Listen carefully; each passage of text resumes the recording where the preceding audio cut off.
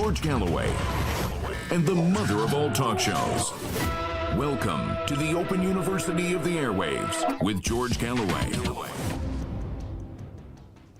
People used to go to Florida to die. Tonight the order is leave Florida or you will die. Stand by for a hurricane tonight. And the Tory donkey derby as to who will be the leader of the shrunken Tory opposition has now come down to two. And what a couple of crippled nags we've got left. Put them out of their misery, why don't you? And as thousands of people are now murdered or maimed in the Lebanon, and an uncountable thousand of Palestinians in Gaza continue to be slaughtered in their tents, Kamala Harris tells 60 Minutes America are the peacemakers. If you believe that, I have got a bridge here in London. But, according to MI5, the Russians are coming there too. Fasten your seatbelts. It's going to be a bumpy night, I promise you. On this stormy evening, it is the mother of all talk shows. Curious about our curriculum? Have something to say? Then call us now to join the debate on the mother of all talk shows. The only education you can get for free.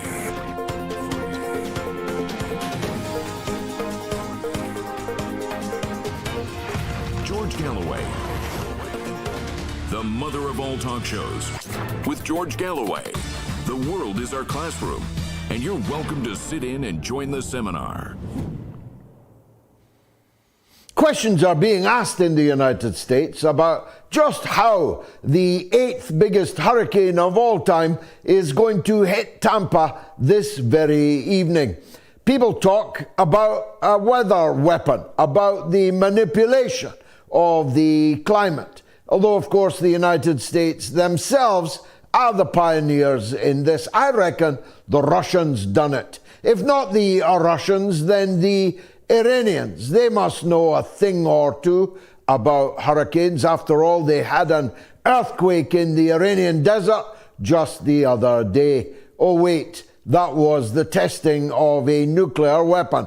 A nuclear weapon that renders them henceforth invulnerable to large-scale Israeli or American attack, unless everyone involved wants to see the end of the world. If you're one of those who doesn't, I recommend watching for only the 4th time ever since it was made in 1984, only the 4th time ever, the televising of the movie Threads. Once you've watched it, or once you've read the foreword of Nuclear War, a scenario, as I talked about just the other week, you'll know that only the stark raving mad would embark down a road that could lead to nuclear conflagration. But then the lunatics have taken control of the asylums in Washington, London, Paris, and Berlin, and other vassals are available. The weather event in the United States is, of course, an entirely natural phenomenon. And it's not the biggest, it's the 8th biggest. If the Russians had done it, they would have made it the biggest one of all. Given the last 2.5 years, the Russians have become rather accomplished at storms. They're storming the Ukrainian lines along the front line in the Donbass this very evening. Stand by for important breaking news on that. But according to the head of MI5, about which I'm going to take a few minutes, even though I know that MI5 is not the biggest issue for people in the United States who toil under the anvil of the FBI, of the CIA, of the NSA, and an alphabet soup of oppressive state machineries, we've always had a kind of love-hate relationship with our intelligence services. They were the very epitome of bumbling upper-class Englishness. They took communist agents, Soviet agents, into their ranks and promoted them again and again until they were at the deputy head of both MI5 and MI6, and who knows, maybe even the heads themselves. They do play an important role. I'm not one of those who's against having an intelligence agency. I just want it to be intelligent. And I'm now asking how it can be that the head of Britain's Internal Security Service, MI5, can possibly believe that the mayhem on British streets is a result of Russian meddling. I really want to know if he really believes that. Because if he really believes that, he's too stupid to be the head of MI5. If he doesn't really believe it, but he's saying it for some nefarious purpose, he's too wicked to be the head of MI5. So, we're asked to believe that youths chasing each other in the streets of London and other big cities with machetes, with swords, the people who are stabbing and shooting other young people in the London Underground, outside the London Underground, outside schools, on bikes, in the streets of the United Kingdom, are doing so at the behest of Vladimir Putin. Happy birthday, Mr. President, 72 years young this week. Do you really think the Russians are behind the massive drugs trade in Britain, which mainly comes from Kosovo, the territory liberated by Tony Blair and fated and cosseted ever since by Western governments and by NATO?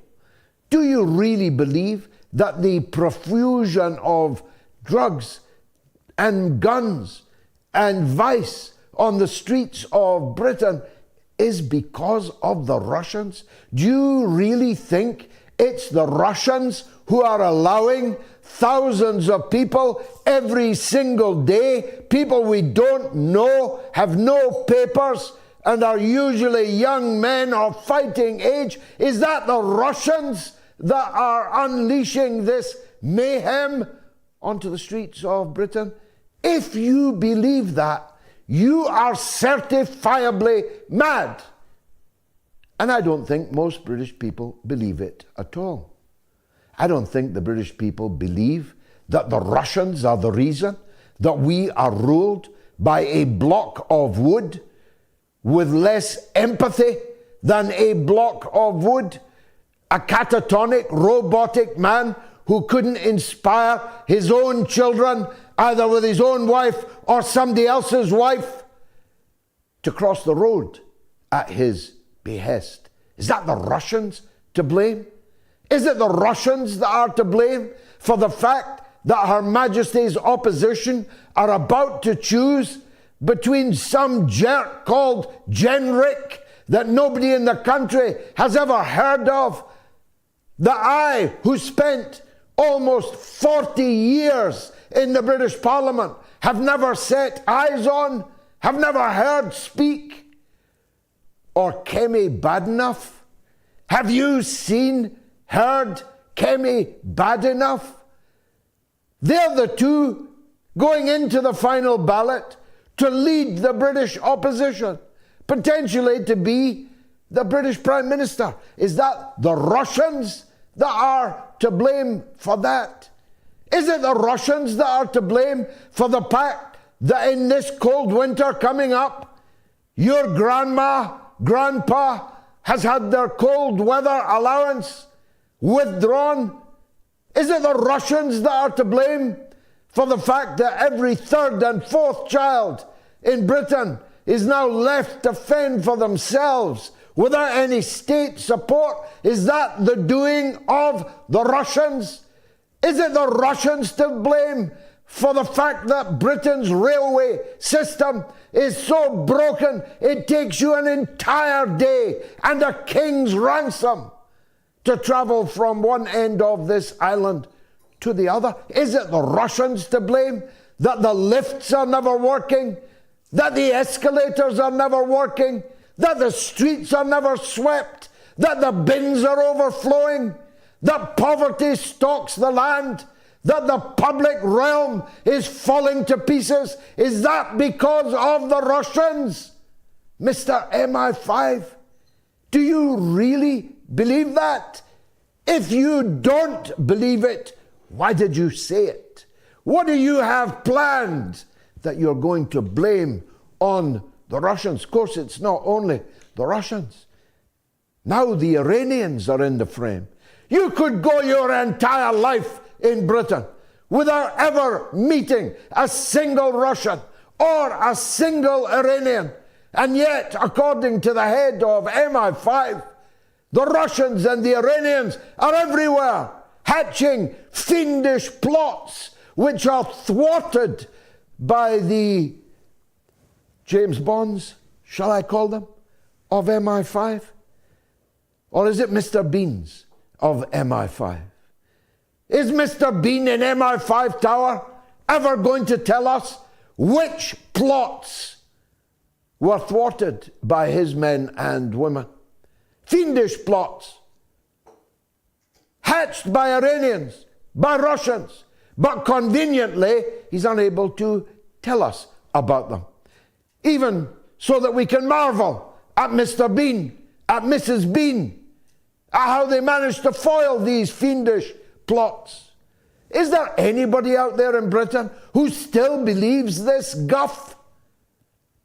Seriously, I'm asking, I'm testing the intelligence quotient of the nation, my nation, in which I live, the nationality which my children enjoy.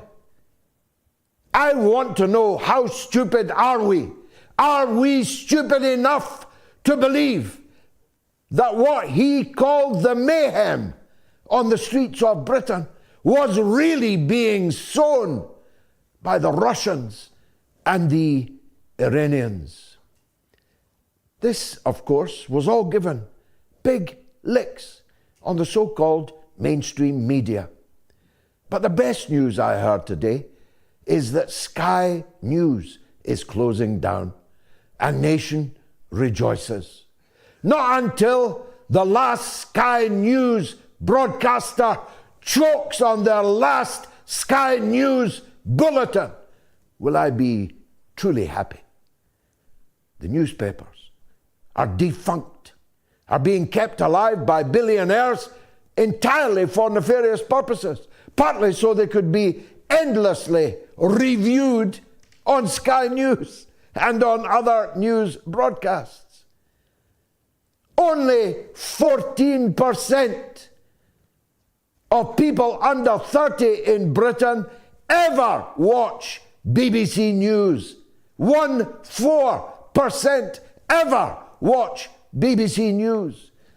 They'll be the ones that definitely are not stupid enough to believe that a man with snow on his boots, in a fur hat, with a vodka bottle in his back pocket, is roaming around Britain, causing mayhem on our streets.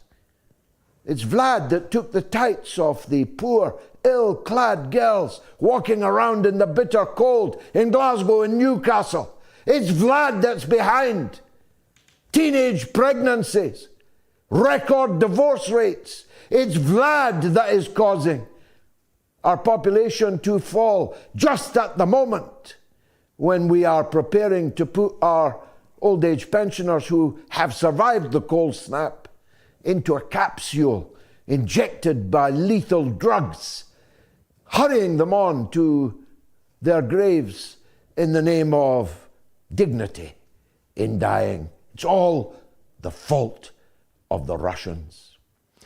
You know, during the Cold War, when people were considerably more thick than they are now, when they had no choice but to rely on the 2 and then 3 news broadcasts, no other source of news was accessible by anybody.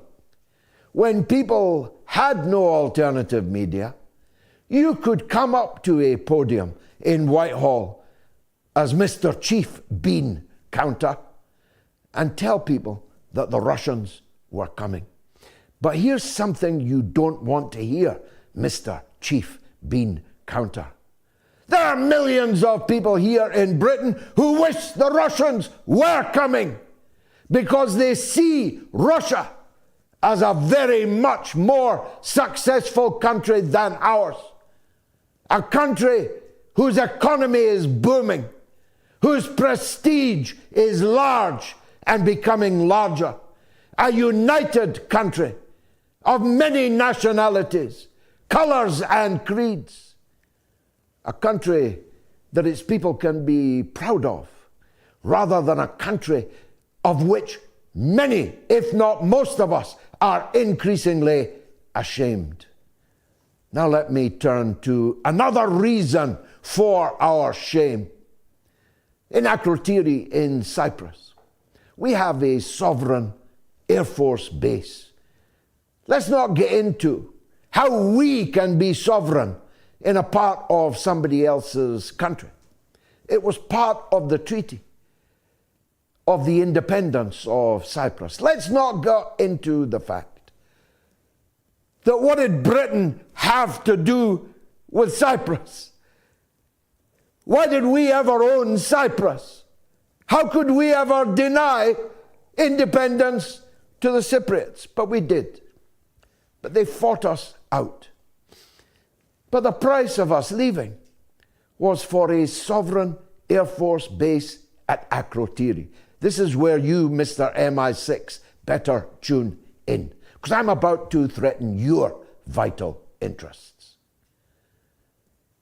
The terms of that treaty, and I have read it, are that we may maintain at Akrotiri in Cyprus a military base for defensive purposes.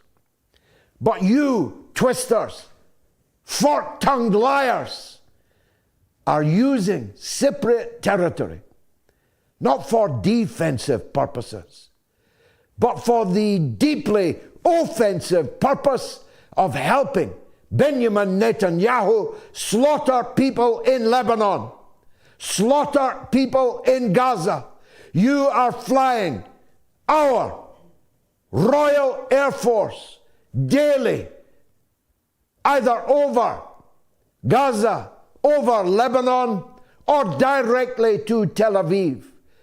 Military transport planes that the House of Commons has been denied, officially denied, knowledge of what's in those planes, who's in those planes. You get me here? Not just Cypriot sovereignty is being abused by this current British government, but British sovereignty is being abused. They're our planes, not yours.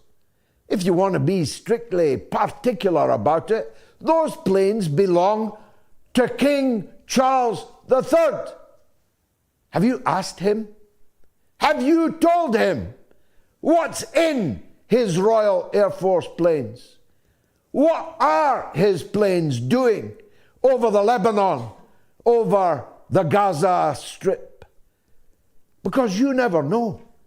He, unlike you, might even have been moved by the wholesale slaughter of women and children by Netanyahu's gangster regime, which you are openly cavorting in breach of our and of Cypriot sovereignty in the grisly death dance that you're all playing against the people of the Middle East. Some things, of course, never change.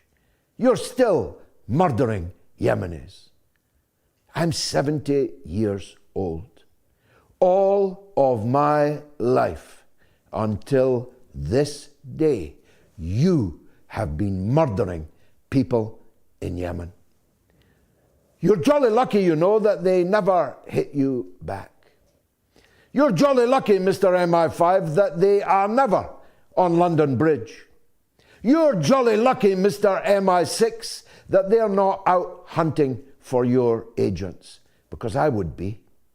If you'd been killing me for 70 years, I would hate you with such a vengeance that I would be determined that revenge would be mine.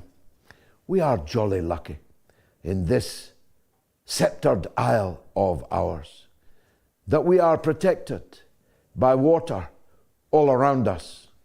Unfortunately, our armed forces being put in harm's way by a cruel, vindictive and stupid government, served by even more stupid intelligence services, they may not be quite so lucky. Fasten your seatbelts.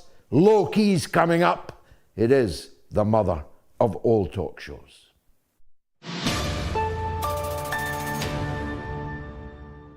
A new dawn has broken, has it not?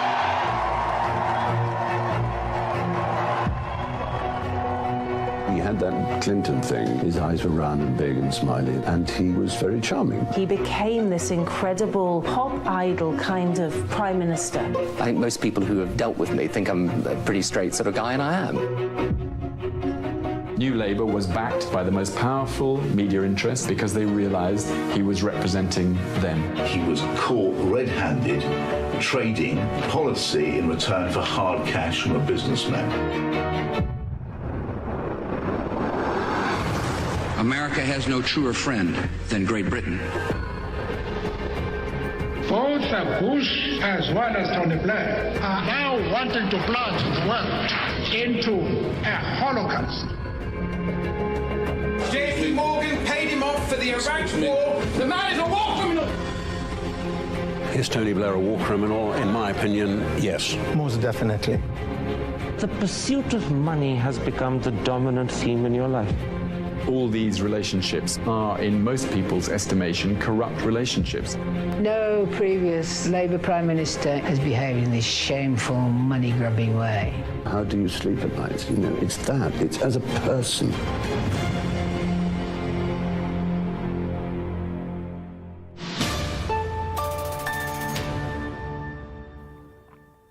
Now, you get that film and my previous film, The Killings of Tony Blair, free gratis if you support the show on Patreon, patreon.com/George Galloway. For the price of a cup of tea per week, you can keep this show going twice a week.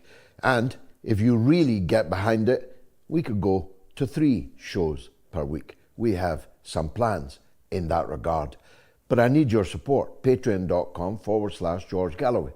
There are no advertisements on this show. You're not asked to pay for it. Presumably you think it's worth it because millions of you come back every week. But there's no such thing as a free television show. Somebody has to help pay for it. And I'm hoping you'll consider yourself one of those. You can do it easily at the end of this show, patreon.com/George Galloway.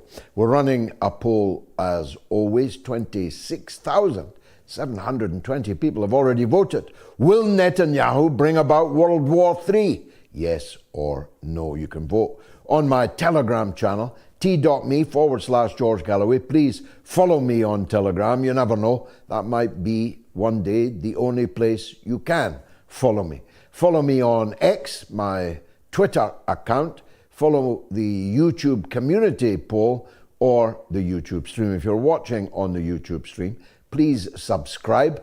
I'm just a kick in the ass of 500,000 subscribers. It's important to me that I get to 500,000. Please don't leave tonight without subscribing to my YouTube channel and share the content here with every one of your followers. If you want to call the show, it's toll-free in the United States and Canada, +1 844 944 3344, and it's free of charge in the United Kingdom and Ireland, 0808 196 5522. The worldwide number is 0044 203 966 2625. My first guest this evening is one of my all-time favorite guests. To call him a renowned hip-hop artist, as I'm being asked to do so now, is like saying George Best was a footballer. Lowkey is a veritable professor on stage, in his music, and in his political analysis. He's the host of the Watchdog podcast, and he is indeed a political campaigner supreme. It's my honor always to have him on the show. Lowkey, you heard, I hope, my opening remarks. So I wanted to ask you, have you seen any signs amongst the mayhem that the MI5 chief considers our streets to be, of any Russians, any people with snow on their boots, any fur hats, any vodka bottles lying around, anyone talking in a pronounced Russian accent? Do you really think the Russians are behind Britain's problems? Thank you so much for the very generous introduction, George. I'm certainly not worthy of that, but it's always lovely to see you. Now, this is the classic case of diversion and threat inflation, and the intelligence services are adept at doing this kind of operation. We've seen it throughout their activity domestically, and of course, in the north of Ireland, they were renowned for this type of propaganda campaign to divert people's attention in the wrong direction. Of course, what we do know is that the general standards of people's lives become worse when they are less protected by collective bargaining.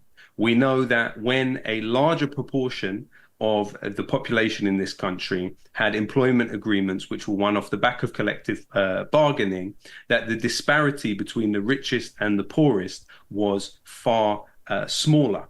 And it's also been shown that when the disparity between the richest and the poorest is smaller in any society, there are generally higher levels of happiness and lower levels of crime. That is a fact which repeatedly we see play out across the world. But what has happened is across the neoliberal era, you have seen the disparity between the richest and the poorest grow to pre-World War I levels. So what that means is you have currently about 1% of the population, the richest 1%, taking at least 20% of the national income. Prior to Thatcher coming in, you had the top 1% of the population taking about 6% of the national income, 4% after tax. Whereas what you've had in an attritional way has been the eating away of people's rights. And part of that has, of course, been the anti-union legislation. It has been the hollowing out of the state. It has been the selling off of the key state assets, but also it's been the activities of MI5 themselves. Through the Special Demonstration Squad, which was founded in 1968, you had the infiltration of all manner of organizations, not just all of the main trade unions, but even around 1,000 political organizations, including Eat Out Vegan Wales, Houseman's Bookshop, the National Teachers Union, the National Union of Students, the Rebel Clown Army, Veggies Catering Nottingham, and even a hedgehog rescue organization were infiltrated by spy cops who were answering directly to MI5. And in addition to that, you had even School Kids Against Nazis, a grouping of children in schools having information gathered about them and passed on directly to MI5. So actually, the slippery slope that this country has fallen down, which has led to the situation we are in today, is something that has directly involved MI5 in dispossessing people of their rights to collectively bargain and win a better deal when it comes to clashes with their employer. Well, you've educated us there. I was unaware that veggies and hedgehog protection was such a dangerous pastime, and that Mr. Bean Counter had his agents there. Which leads me to the perennial question, I've asked you this before. I've been asking it of myself for many decades. Are we ruled by fools or knaves? And which would be worse? I would lean more towards knaves. But on this issue also of MI5 and sovereignty, again, I have made the point before, and I think that it's so important that it does need to be made quite often. They are constantly badgering on about this idea of Russian interference. And in fact, even me, myself, I was identified seemingly as having my Twitter account boosted by Russia and China in the Daily Telegraph. We can't forget that actually the first Director General of MI5 was a journalist with the Daily Telegraph. But of course, the ridiculous notion being put forth by this Daily Telegraph article was that somehow the public in this country were being manipulated by both China and Russia through the boosting of my Twitter account. Now, actually, what they found when they used the support of an Israeli tech company called Cyabra, which actually is so close to the Israeli military that it had half of its workforce go to fight in Gaza because they were reserves in the Israeli military. Bring them this information that supposedly something like 11% of the Twitter accounts that quote unquote interacted with my tweets were deemed to be fake Twitter accounts. So that was used. There was no causal connection between that and Russia and China presented in the article. But the idea was that that was unusual. When actually, if you look at, say, the account of Elon Musk, it's been estimated that about 50% of his followers on Twitter are actually fake accounts. So really, the supposed 11% of the accounts that interacted with mine are actually below. But I guess the overall point I'm trying to make here is that the very data which is processed by the Ministry of Defense and the Home Office, which is this is essentially the internal intelligence agency of the country, its data is processed by a company and held by a company called Oracle. Now, Oracle offered the directorship of the company to Benjamin Netanyahu. That is an issue of sovereignty. Larry Ellison, the founder and the head of Oracle, is one of the richest men in the world, but he's also one of the largest donors to the Friends of the IDF in the history of the charity. Oracle makes no secret of its very close relationship with Israel and its national institutions. So the question would have to be asked, is the data that the Home Office is keeping safe when it's in the hands of a company like Oracle? They really have enough problems to worry about. This idea of the Russians being behind every corner is literally just a lie to manipulate public perception. Now, we've got a House of Commons where doltards predominate on both front benches, quite a bit of the back benches too, if you ask me. But we now have a situation where the main opposition party, the Conservatives, who are, I suppose, the alternative government, or always were, but who did so poorly in the last election under little Rishi Sunak, are about to choose between two veritable political giants. Somebody called Robert Jenrick, who I swear to you, if he was sitting right next to me now, I would not know who he was, and Kemi Badenoch, who unfortunately I definitely would. Which of these two gets your vote, Lowkey?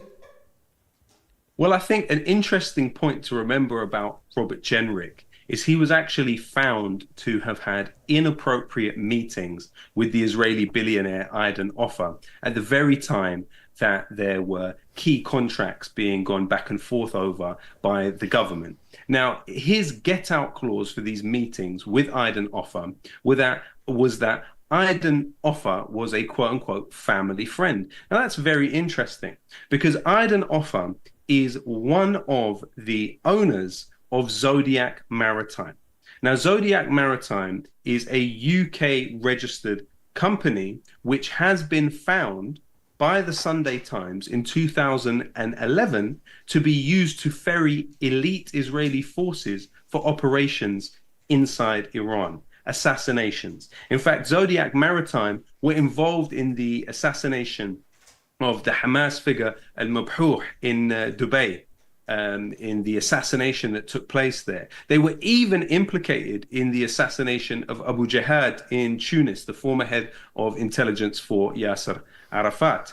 And so really, Robert Jenrick is directly linked here to Israeli intelligence in a major way. For Iden offer to be a family friend, but simultaneously run a company which has functioned as a front for Israeli intelligence, again, this poses a massive threat to national security and national sovereignty, in my opinion. Robert Jenrick has gone on record on Sky News and said that if people call out "God is great" in Arabic during a pro-Palestinian demonstration, they should be arrested on the spot. He has called for the Star of David to be displayed at all entry points to the UK out of loyalty to Israel. He's even called for all British citizens to sign an oath of loyalty to Israel.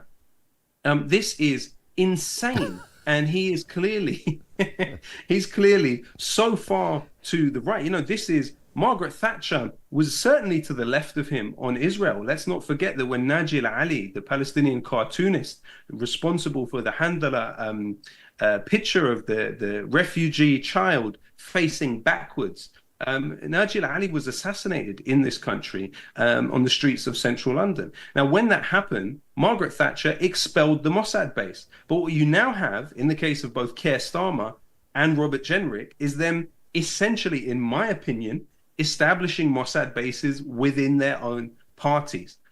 So really, my bet would be on Robert Jenrick winning, and I don't think it would be very good for any of us.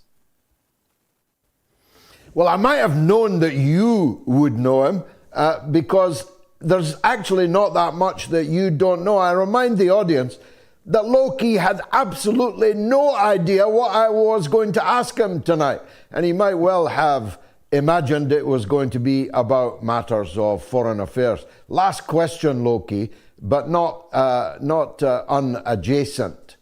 The Labour Party is currently basically pretending that the massacres in Gaza and Lebanon are not happening, even though they are in power and they are involved in the war in the ways I described earlier.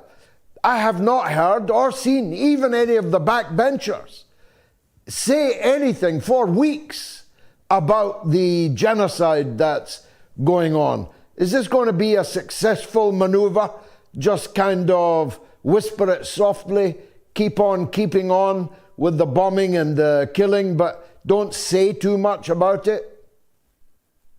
Well, unfortunately, George, as you know better than any, the servility of the British media class is really limitless when it comes to these kind of issues. So unfortunately, without the work of yourself, of myself, of Declassified UK, of other key, but few in number, individuals, you would not have much of a light being shone on this. And it was so important that you mentioned Akrotiri in Cyprus, because even in the Israelis' conception of what is happening, they have described Akrotiri as the logistics hub of this war. It's only 45 minutes from Gaza. You've seen weapons flowing in there from the Germans, from the Americans, from the British, of course, and the British share all of the information that they are gathering there through surveillance of the resistance factions with the Israelis and with the Americans. This is a desperate situation. We've moved beyond the concept of British complicity in this now regional war. There is an issue of British direct participation. You know, you have to remember that when the genocide in Gaza began, a D-notice was issued by the British government to the journalists to not mention the idea of SAS operations in Gaza. Why would you need a D notice to tell people not to publish information about SAS activity in Gaza if there was no SAS activity in Gaza? Now, Israel has fantastical maximalist objectives with the region as a whole. It wants generational cultural change, and it is stopping at nothing to meet those objectives. I guess the question here is, what will be the true nature of Britain's role in assisting this horrendous campaign? Well, I always say it, but I mean it more tonight than I have ever meant it. You, my dear son, are a genius. Lowkey, thank you for being on the mother of all talk shows. That was an interview all right. Let me take a quick break, then it's your calls to the hour.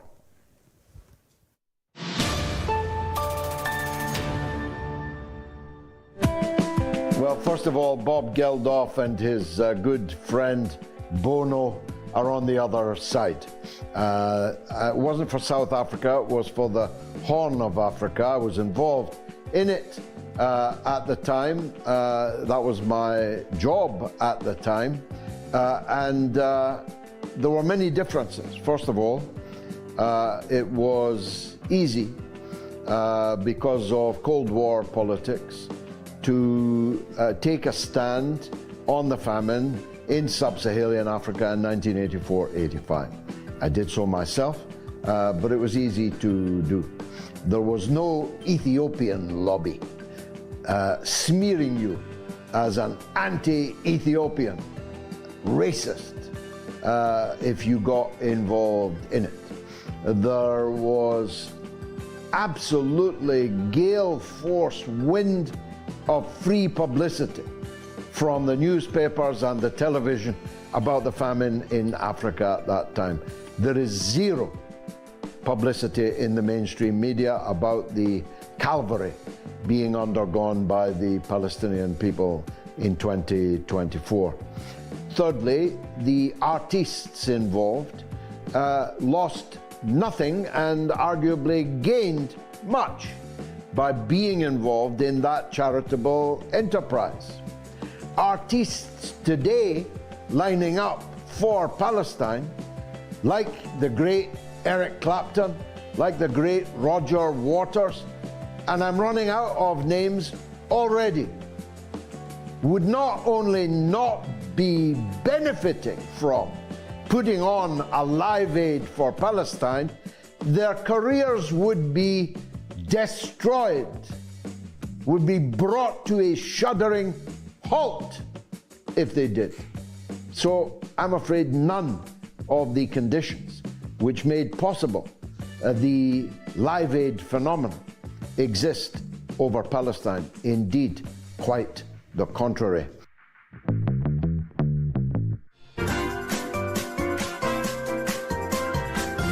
You are listening to the mother of all talk shows with George Galloway.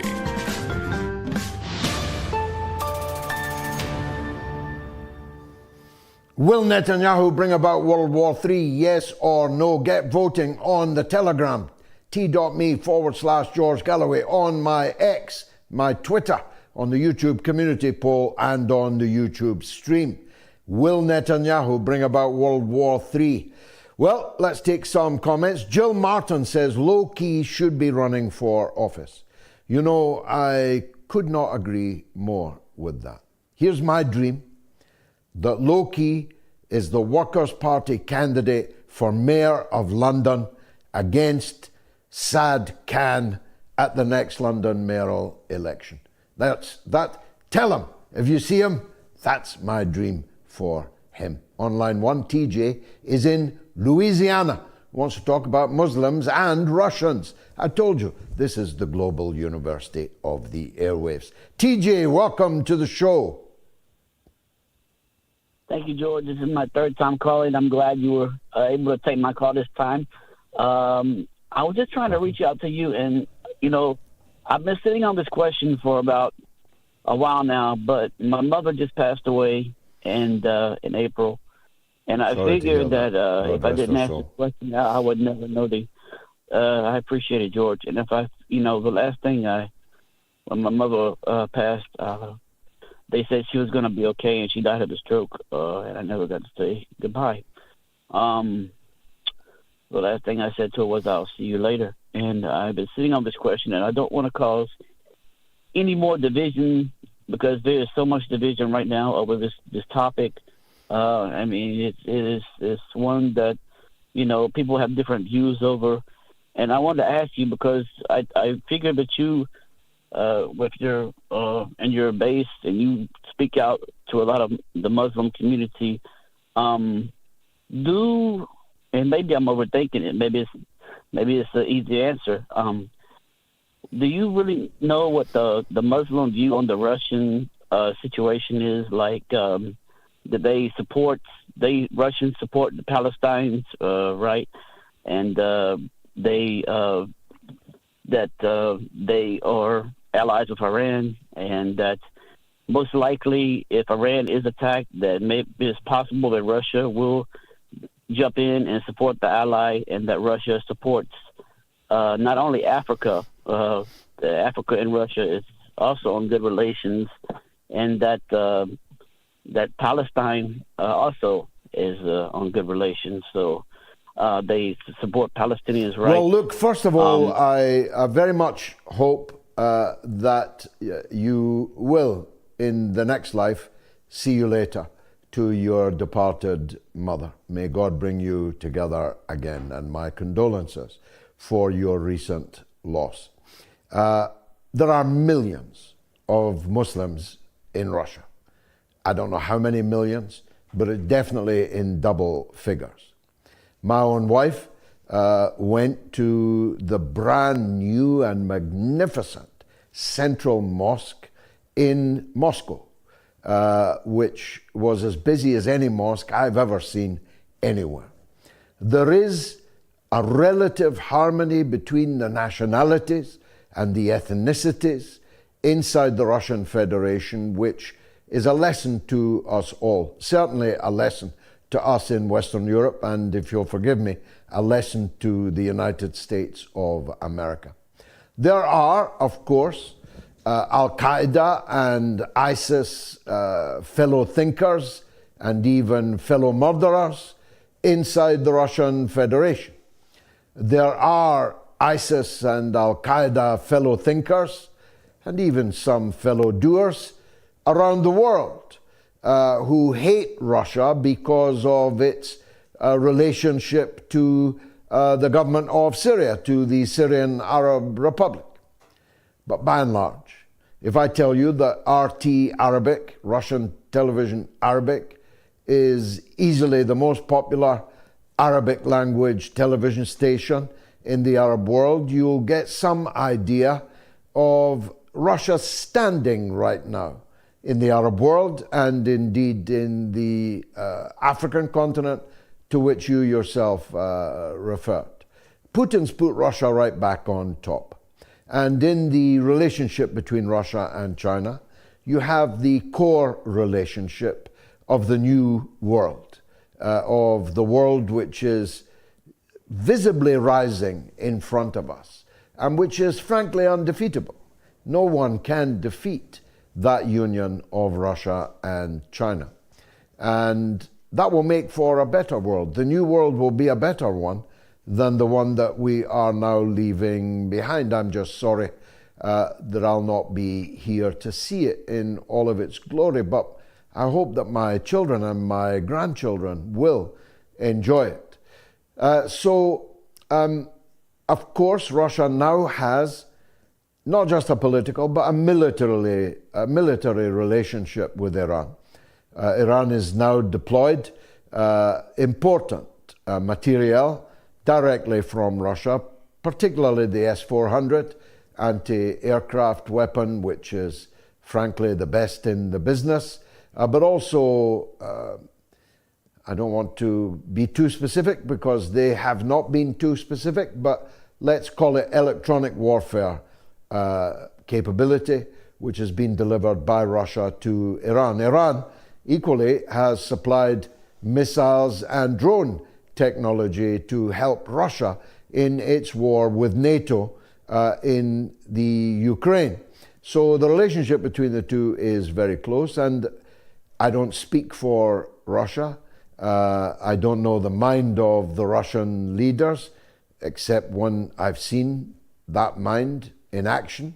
So I'm no better informed than anyone else, Mr. MI5, Mr. MI6. I don't work for the Russians. I have supported Russia all of my life, partly because they saved the world from Nazism in 1945 when they took 86% of all Nazi casualties, 86%. And Yugoslavia took 5%, the second biggest contingent of Nazis who died in the Second World War fell at the hands of Russia and Yugoslavia, 91% between them. So I love Russia. Arrest me now. That's why I was so angry at the MI5 bilge that we were treated to this week. This ancient hatred from my country towards Russia is not just unwarranted, it is unnatural and something obscene.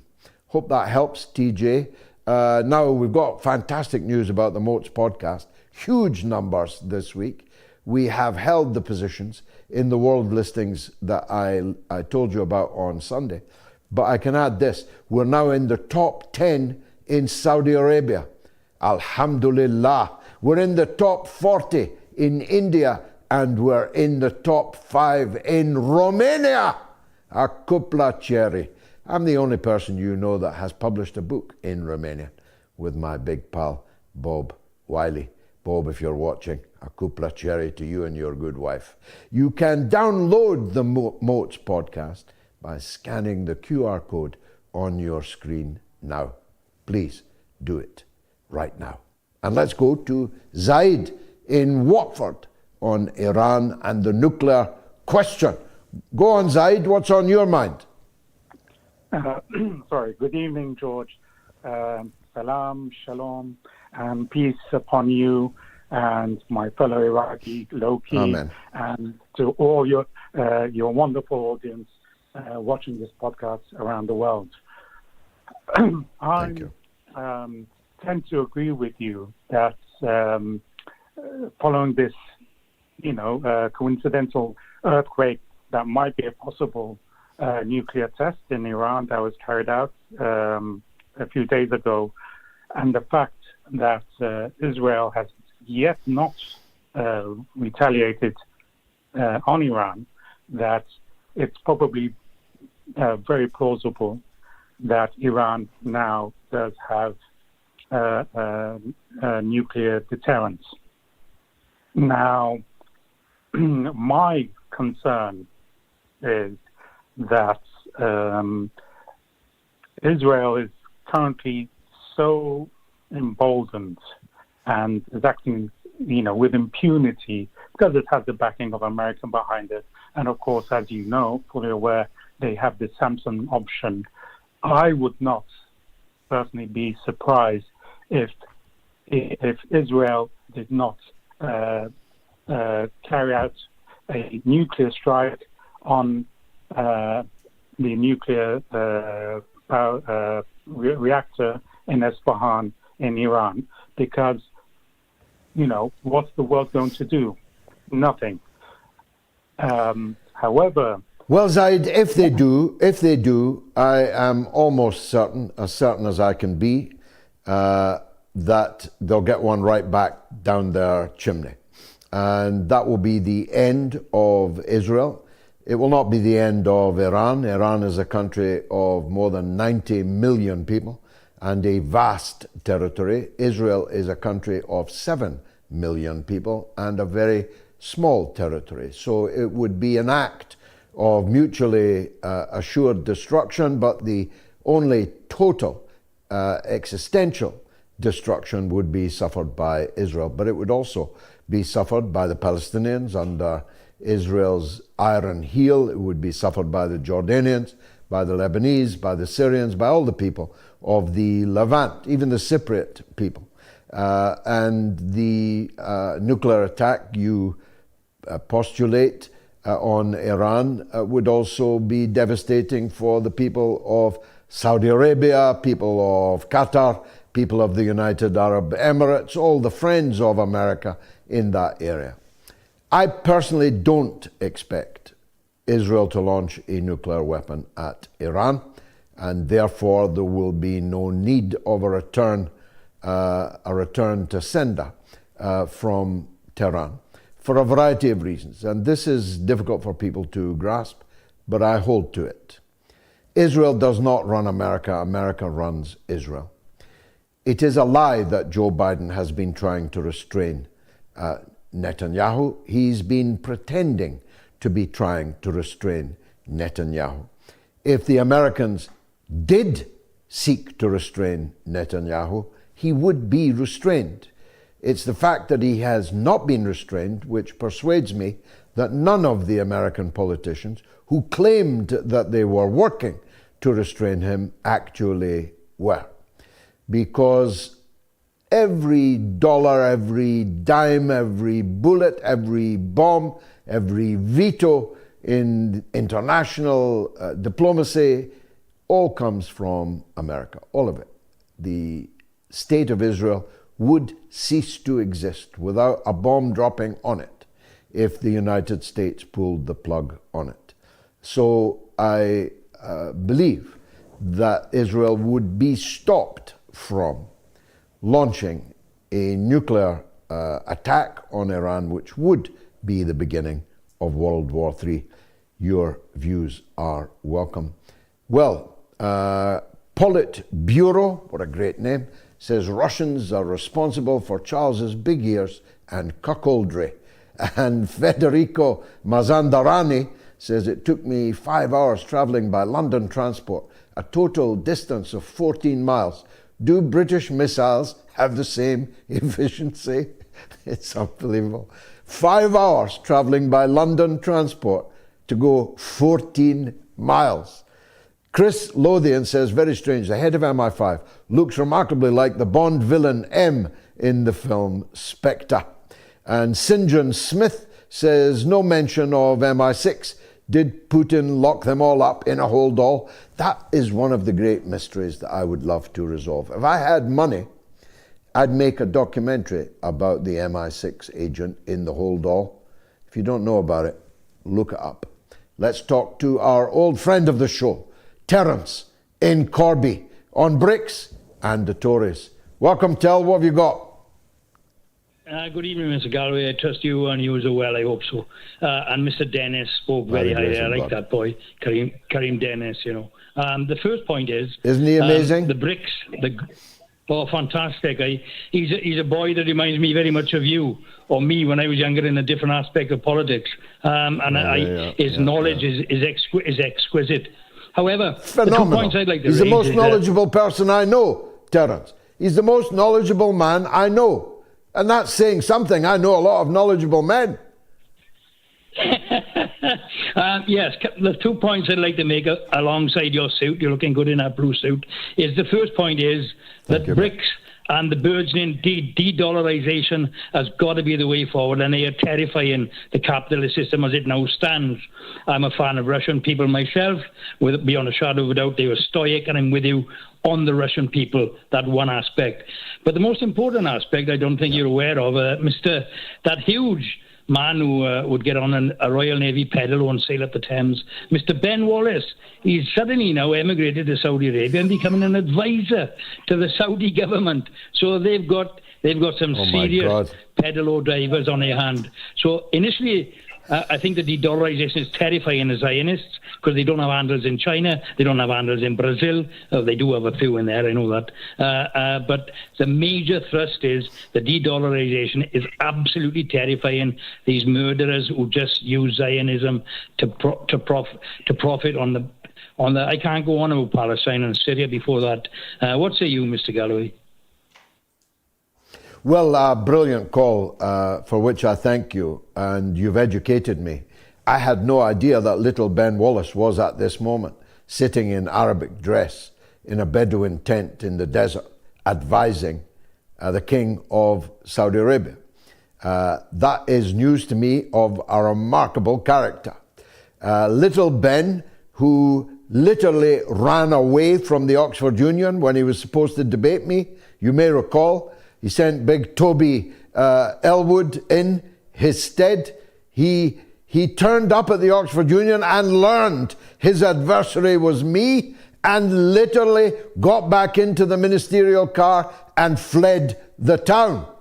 So if the Saudis are looking to learn something about British martial courage from Little Ben, I fear they will be disappointed. I am told that he was a sniper once upon a time, which did not surprise me, having seen him at work. And if he's listening, watching, I know some of the people he sniped. The reality is that Little Ben is an arms salesman. That's what he left Parliament to do. So if he's in the ear of the Saudi kings, he'll be telling them to buy this weapon rather than that, and collecting a fat commission at either end.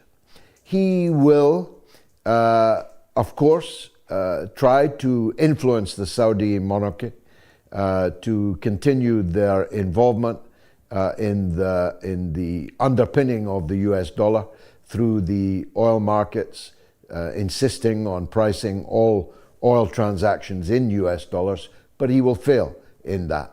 The stable door, the horse has already bolted. No point in shutting it now. Gayatri and I will be at the BRICS in Kazan, which is, by the way, 50% Muslim, 50% Orthodox territory in the Russian Federation called Tatarstan. And Kazan is a jewel in the Russian crown. And Gayatri and I will be there. All the big heads of state from the BRICS will be there. I hope to meet some of them, hope to interview some of them in interviews that you will be able to see here on the mother of all talk shows. The BRICS is the future. The sun is rising in the east, and you can't stop the sun from rising. Or setting, I'm sorry to say. Jack Klugman says the IDF Gestapo just arrested Jeremy Lafredo of Grey Zone. Will the State Department intervene, or will it be another Gonzalo Lira incident?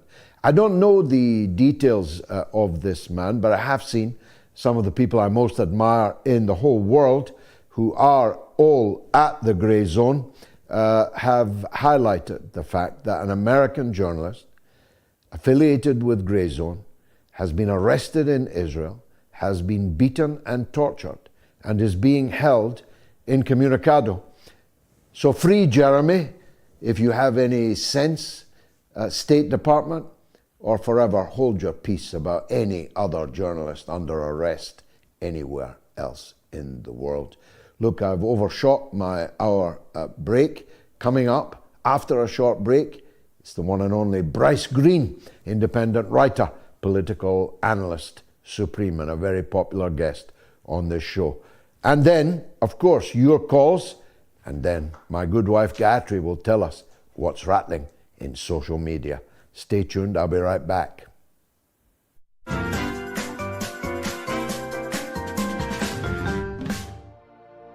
The 1897 edition of War of the Worlds by H.G. Wells. Read by George Galloway. Available only on Patreon. The cylinder was artificial, hollow, with an end that screwed out. Something within the cylinder was unscrewing the top. Good heavens, said Ogilvy. There's a man in it, men in it, half roasted to death, trying to escape. At once, with a quick mental leap, he linked the thing with the flash on Mars. The thought of the confined creature was so dreadful to him that he forgot the heat and went forward to the cylinder to help turn. But luckily, the dull radiation arrested him. before he could burn his hands on the still glowing metal.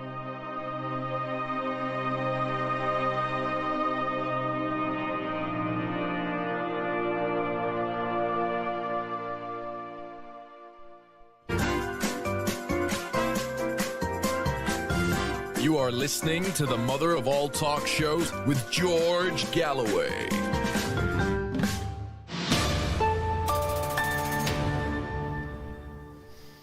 You get things like that reading if you support us on patreon.com/George Galloway, me reading The War of the Worlds by H.G. Wells. It feels like the War of the Worlds in the United States right now, and only via natural causes, never mind the hell on many of the streets. Saya says, no money for the hurricane. Ask Israel for it. And Landrew says, we in the US are not helping people in many of these storm-damaged areas.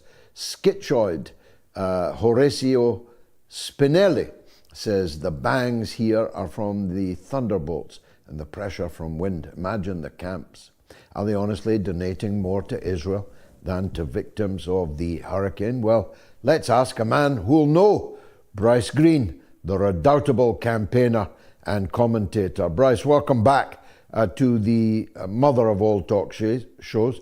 First of all, North Carolina, now Florida.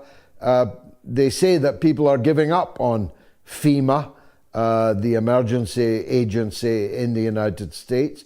And unbelievably, 4 weeks out from the presidential election, Kamala Harris and Joe Biden are claiming there's no money for the people being devastated by these freak weather conditions. How's that all going down amongst the electorate? Well, it's part of a broader trend of Americans understanding that their institutions that were supposed to protect them are either incapable or unwilling to do so. The American military machine has been giving bombs and weapons to all sorts of people around the world, most notably Israel, to continue its genocide against the Palestinians. But for Americans who are harmed by the dramatic storms that are being exacerbated by our climate policies, for Americans that are suffering, that are losing their homes, that are being drenched in gallons of water, they got $750 and a pat on the back, and maybe some nice rhetoric in the press. But in reality, an organization like FEMA or like even the U.S. military should be doing far more to protect the people. But the government, the Biden administration and the bureaucrats around him, they're not that concerned with the hurricane damage, only insofar as it might affect their electoral chances, but that doesn't seem to be a big concern. Their big concern seems to be continuously sending money to Israel as they expand in their broader war, making plans to potentially strike Iranian nuclear sites, drawing up lists of weapons that they need.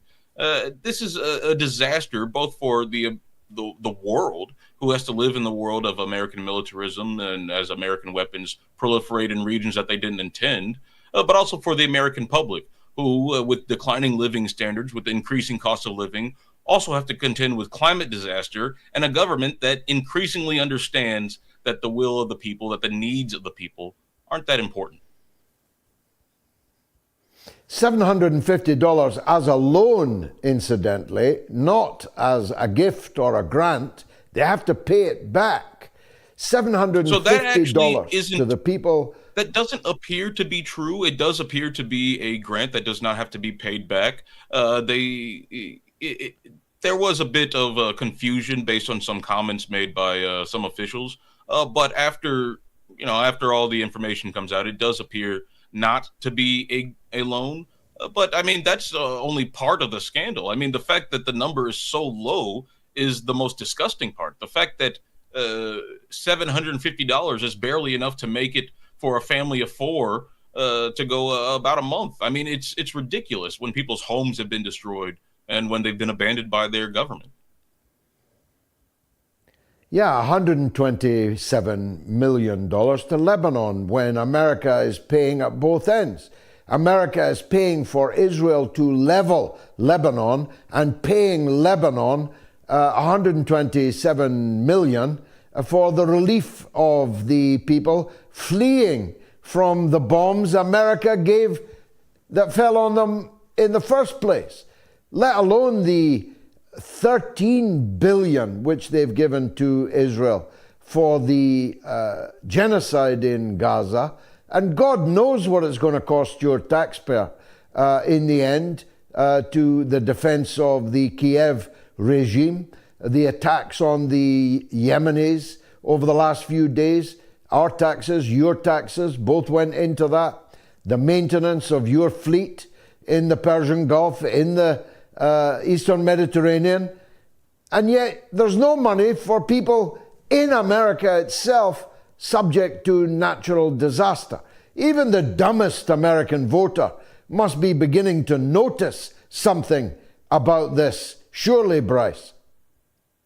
Well, one would hope so. It seems clear that every 4 years that there's a pageant where this guy who represents the blues and this guy who represents the reds come together and say how much they're going to help the American people.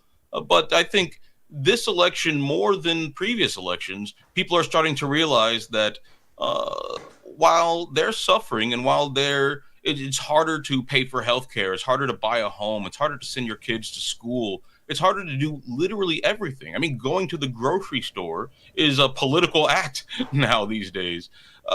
But while that's happening, the oligarchs who run this country are sending billions and billions of dollars, not to help people, but to fuel these wars, these conflicts, these flashpoints around the world that, far from helping the American people, actually endanger the world and everyone else.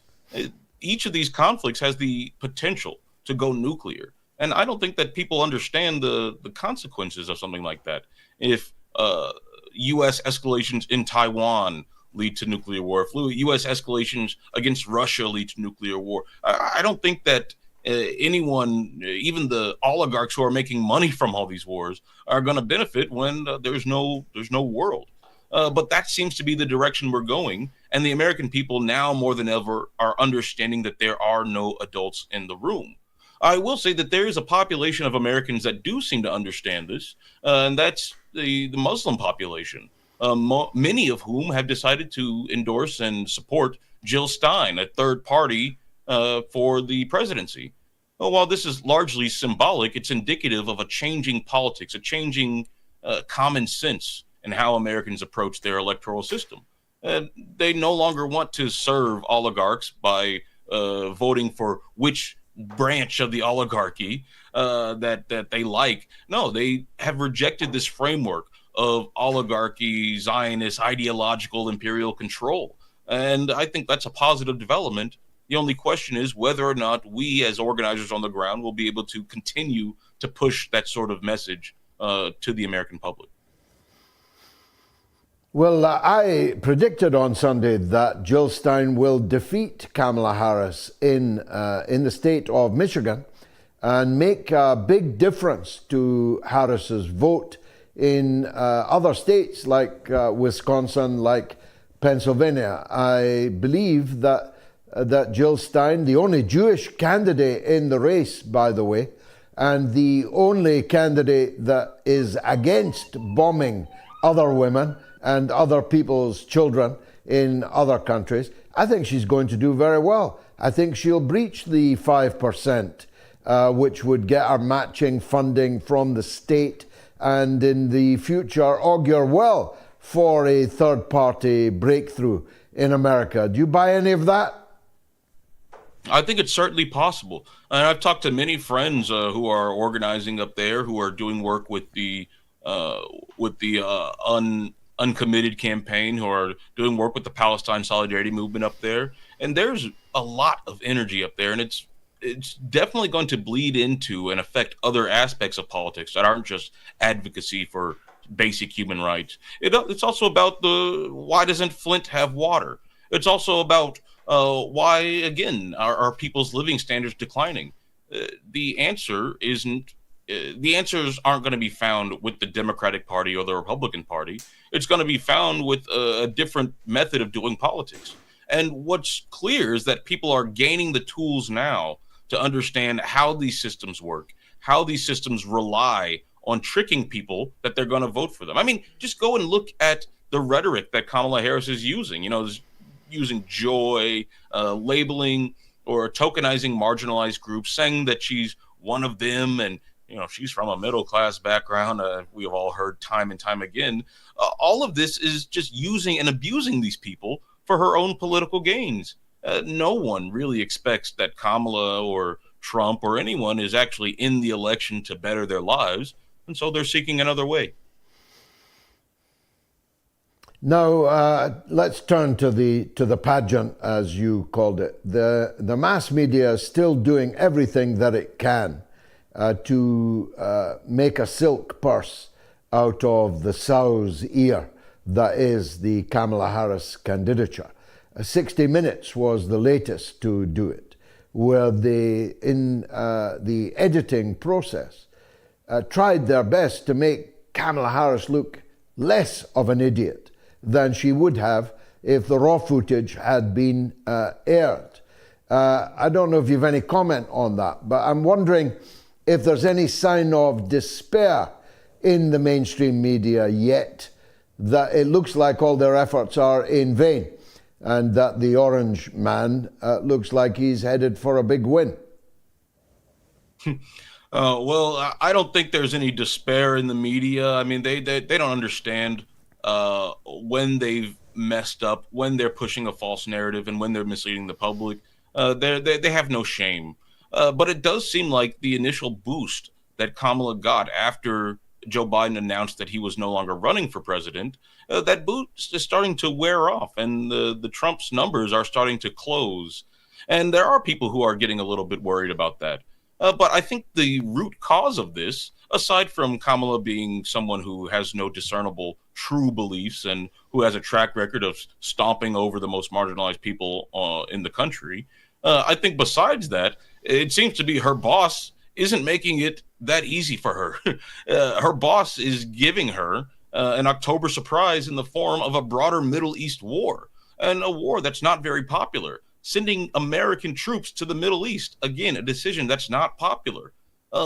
In America, there has been, for the last few years, a crisis of even trying to get people to join the military. They're trying all these gimmicks to try and recruit people to the military, but people don't want to do it precisely because things like this, precisely because they might end up going over to die because Israel can't stand to live with brown people in the Middle East. It's ridiculous. And now those policies are being associated with Kamala. I mean, it's her administration as well. And these are disastrous policies that affect people's lives and that people see her name on. And that's very difficult to come back from when you're running for president. And so I think Joe Biden seems to be one of Kamala Harris's biggest obstacles to being being president next year. Trump, on the other hand, you would have thought he would know the demographics, the voting stats. 76% of Jewish Americans voted for Joe Biden rather than him in the last election. At least that's what the automated voting machine said. The likelihood is that that Jewish American voters, other than those who hate Netanyahu, who hate what the state of Israel is doing, who are quite likely to vote for the Jewish candidate, Jill Stein. I saw Trump wearing a kippah at the shrine, can only be described as a shrine, to the Rabbi Schneerson in New York. He's the head of a Jewish organization that was revealed to be tunneling under the city of New York. And there was Trump paying tribute at the court of the late rabbi, for all the world as if he thought that by being as slavishly pro-Israel, he will somehow benefit electorally. Is he miscalculating that? He's absolutely not. There's a lot of ink spilled over describing the American electoral system, describing how politicians rise and fall and succeed and fail. but not enough of it is focused on this over-determining reality that whoever has the most money will typically win their election. And the lobbying groups that fund these candidates are usually the determining factor in any election. Well, one of the most important, largest, most influential lobbying groups in America is the pro-Israel lobby. The loose affiliation of organizations, NGOs, university programs, super PACs, politicians, media figures, all of whom are devoted to this project of a greater Israel and devoted to ensuring that the flow of American weapons, economic and political support to Israel continues unabated. Those are the people that Trump is kowtowing to. Those are the people that Trump believes that if he, kisses Israel's feet enough, will benefit him in the election. And there's evidence that it's working. The Adelson widow gave Trump's campaign millions and millions of dollars. There's wide evidence that Trump might be one of Israel's top people. And in fact, you see people like RFK Jr., who, again, kowtowing to Israel almost to the point of embarrassment, but he has since dropped out of the race and endorsed Trump. So there seems to be a very large contingent of this Israel lobby that we're talking about getting behind Trump. Will that be enough to sway the election? Who knows? But for the Israel lobby, they need not despair too much because they have, on the other side of the aisle, Kamala Harris and Joe Biden, who, while they might voice the occasional criticism, while there might be the occasional leak about Biden's frustrated conversations with Netanyahu, they haven't even dreamed of stopping the flow of munitions and support for Israel's genocide. They haven't even dreamed of sanctioning Israel. They haven't even dreamed of calling out Israel in the United Nations. And that's exactly what the Israel lobby wants. The path of least resistance for every American politician is to get down on their knees and worship at the altar of Israel. That's just a factor of how organized they've been able to be over the last 50, 60 years. And we see pushback against that in the form of the uncommitted movement and the candidacy of Jill Stein and all the grassroots movements, including here at Indiana University, that are pushing back against its consensus. But Trump certainly isn't incorrect to think that if he just supports Israel, if he does whatever Israel wants, then they'll reward him with election support. God save us. Bryce Greene, thank you very much indeed for that tour of the American horizon. 29,556 people have now voted. That should go above 30. Will Netanyahu bring about World War III? Yes or no? Let's take a quick break and then on to your calls.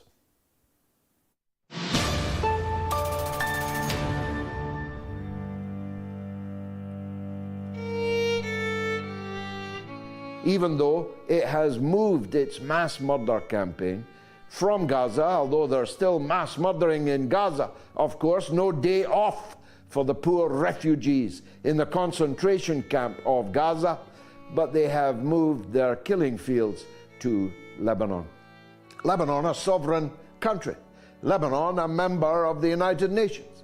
Lebanon, a country to which every other country in the world has diplomatic relations, has ambassadors in place, is being remorselessly bombed with hundreds and hundreds of air attacks, killing hundreds and hundreds of people every day, most of them women and children.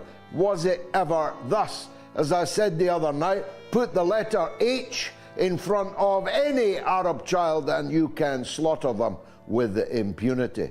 Houthis, Hamas, Hezbollah, they all look the same.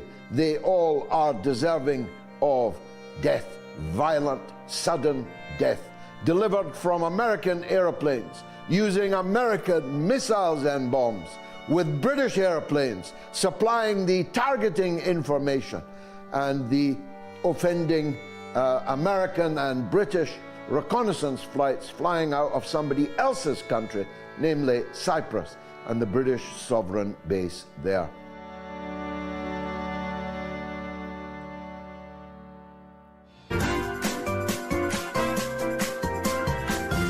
You are listening to the mother of all talk shows with George Galloway.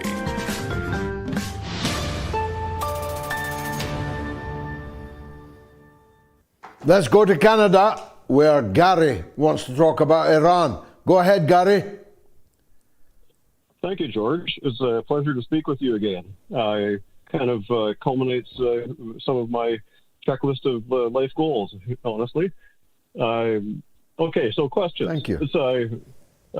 After the Iranian strike, it was rumored Yoav Gallant was killed by a strike on one of the military bases. But it was denied by the IDF. And however, it's become more interesting as time has gone by. The only proof of life that we've had was there was word that his Twitter account was active. Then he was to appear in Washington on a meeting, but purportedly was canceled on very short notice. And I don't know if he's been seen alive ever since. So what's your opinion? Is he alive or dead? I missed the very first words that you said. Who are we talking about here? Oh, sorry. It's Yoav Gallant. I don't know who that is. Tell us who he is. Oh, Yoav Gallant, the defense minister of Israel. Oh, the defense minister of Israel. Well, I did read that Netanyahu had refused to allow him to go to the U.S.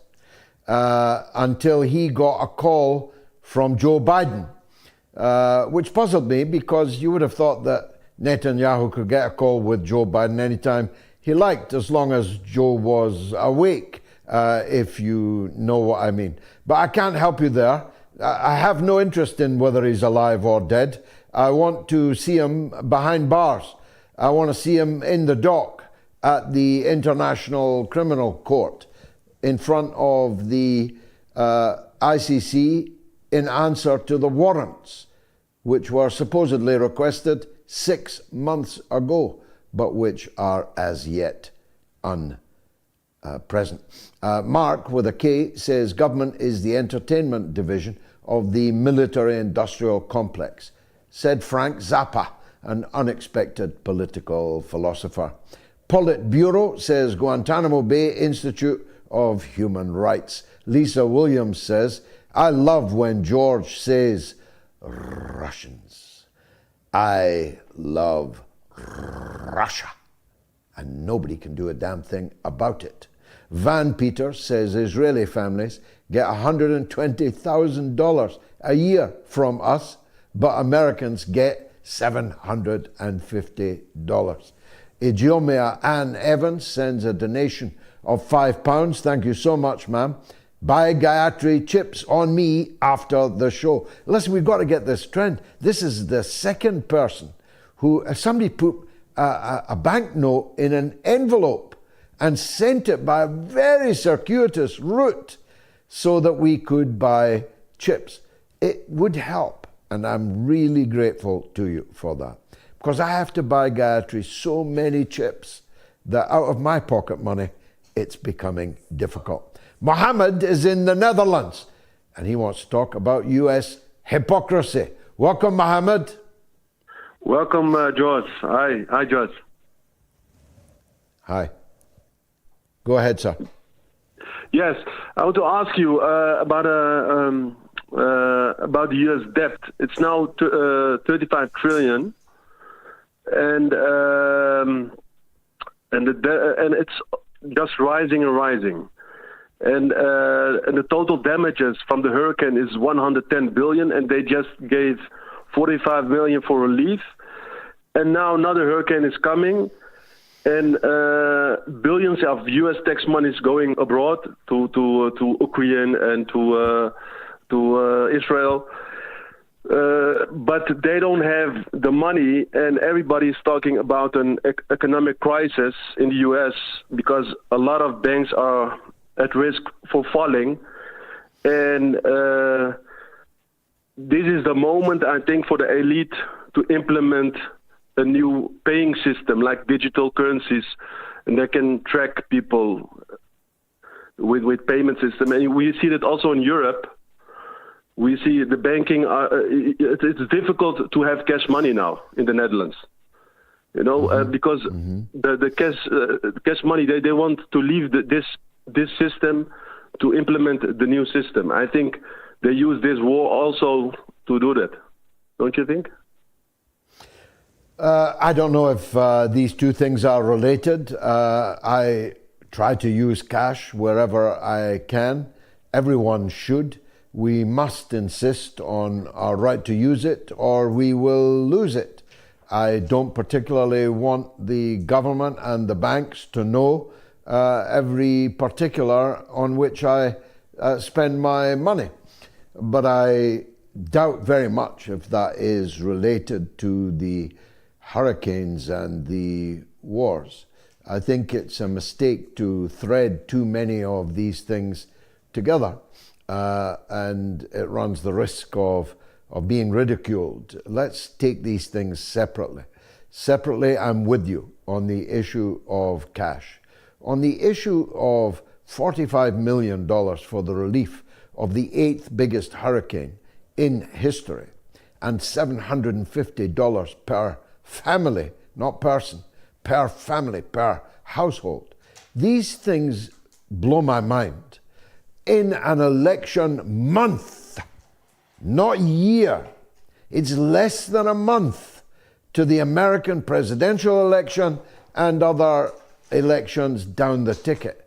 It is astounding to me, just as a matter of simple politics, that you would write mega checks to foreigners in the same breath as being as stingy as you possibly can to your own citizens who've all got votes.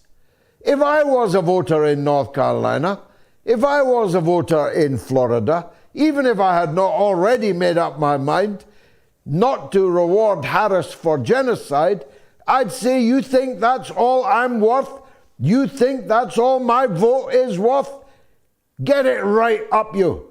Don't even dream of coming to my door asking for my vote. And I think, unless the Americans are particularly stupid, that will be the reaction of the voters in North Carolina, in Florida, and around the country, who are marveling at this two-tier system, this double standard system. That, I mean, does Florida have to change its name to Israel? Wouldn't be so difficult in some parts. Does North Carolina have to change its name to Ukraine to make the American government give them some money to survive a natural disaster? It is just as a matter of electoral politics, to me, inexplicable why they would and why they have done these things. Mohammed, thanks for the call. Russell is in West Virginia on U.S. independence. On you go, Russ. What's on your mind? George, just on the point you were talking about, there is a blossoming of an independent movement in the United States that I want to alert your listeners to if they don't already know about it. Particularly, first of all, there's this new newspaper which I work with called the Capitol Hill Citizen, which covers the occupied territory of Capitol Hill. And we also are covering the independent movement challenging the two genocide parties. And there's three who have the potential for a breakthrough to win as independents into Congress this year. One is Nadia Milleron, who is the mother of a child who lost their lives in one of the Boeing crashes. She's running for Congress challenging a corporate Democrat in Western Massachusetts, and she has a good chance of upsetting him. The other two are Dan Osborne, who's running as an independent in the red state of Nebraska, and even the mainstream media now says he's even odds to upset the right-wing MAGA Republican. There's no Democrat in the race. That would be a great upset. And the third is former Congressman Dennis Kucinich, who's running as an independent from Cleveland, Ohio. And there's both a Republican and Democrat in that race. In Nadia Milleron's race, there is no Democrat, so there is no Republican, so she's running one-on-one against a corporate pro-genocide Dem. And so in all these three cases, you see the start of people entering the electoral arena and saying, a pox on both your houses, we have to start new. We do not need a party to tell us what to do. And if we go to Congress, we're not going to be with either the Democrats or the Independents. In fact, Dan Osborne says he will create his own independent caucus. So I urge your American listeners, I urge all your listeners to check out these three out, Nadia Milleron, Dan Osborne, and Dennis Kucinich. And if you're in the United States, whatever you can do to help them, they're in close races, and there's a great chance to start a new independent movement this year here in the United States. Fantastic call, Russ. I pray for the success of all three of them, particularly Dennis Kucinich, who's a very good friend of mine, with whom I worked when he was in Congress before, from Michigan, on the struggle against the murderous economic sanctions on Iraq and against war on Iraq. He is an outstanding person of great integrity. He was, at the beginning, the chief of staff of the RFK Jr. presidential run. He was the top man in Kennedy's presidential campaign. But when Kennedy began to go berserk for Israel, Dennis, of course, could not have anything further to do with him, and he walked from that very powerful and influential position. So God bless all three. Brindle Style says to assign blame on an individual and not the individuality of the collective actors performing their roles is bunk. There may be no show without punch, but it takes a team to make a show. And Anthony Wedgwood said, I'm amazed Western media hasn't blamed Iran, Russia, China, etc. for the hurricane. Well, they are. At this stage, most of our dumbed down population would believe it, so why not keep reporting more insane stories? Those that are claiming that, this weather situation in the hurricane is artificially engendered, they are blaming the Russians, the Iranians. They are blaming foreign actors for interference in America's hurricanes. Anthony Wedgwood says, Max Blumenthal on the Grey Zone just released a new documentary regarding much of the propaganda Israel and the West used about October 7th. They don't like journalists. At least 180 murdered by Israel in the past year. I haven't seen Max's new film, but I'm told it's absolutely stunning. I very much hope that Simon in Florida is safe tonight. We haven't heard from him, but we have heard from another legend, Norma in Bristol, who's on the line now. Norma, what's on your mind? Hello, George. I've got a different opinion to you, which I want to tell you about, on the assisted dying. Now, my sister, she lives in Liverpool, and she's 88 years old, and she's widowed, and she lives on her own, and she had a really bad fall and broke her hip 3 months ago, and the operation wasn't a success, and they've asked her to come again, but no guarantee that it'll work a second time. Now, she's very fragile, and she's refused to go back, but she's in constant pain with no hope.